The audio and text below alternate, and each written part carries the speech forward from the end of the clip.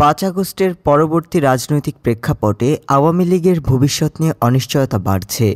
পতিত স্বৈরাচারী সরকারের বহু নেতা ইতিমধ্যে দেশ ত্যাগ করেছেন।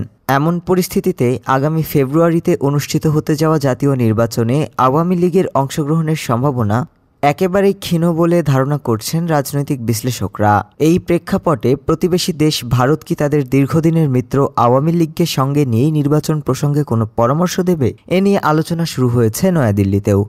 বিষয়টি এতটাই গুরুত্ব পেয়েছে যে ভারতের পররাষ্ট্র মন্ত্রণালয়ের সাম্প্রতিক সংবাদ সম্মেলনেও তা উঠে এসেছে। 30 অক্টোবরের সংবাদ সম্মেলনে এক ভারতীয় সাংবাদিক প্রশ্ন করেন, বাংলাদেশের আগামী নির্বাচনে ভারত কি অবাধ, সুষ্ঠু ও নিরপেক্ষ ভোটের আহ্বান জানাবে?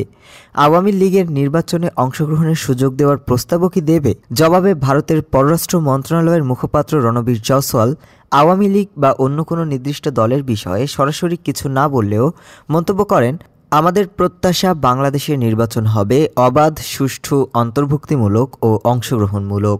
ভারতের এই কূটনৈতিক ভাষ্য ইঙ্গিত দেয় যে তারা পরিস্থিতি পর্যবেক্ষণ করছে, তবে সরাসরি রাজনৈতিক অবস্থান নিয়ে এখনও সতর্ক।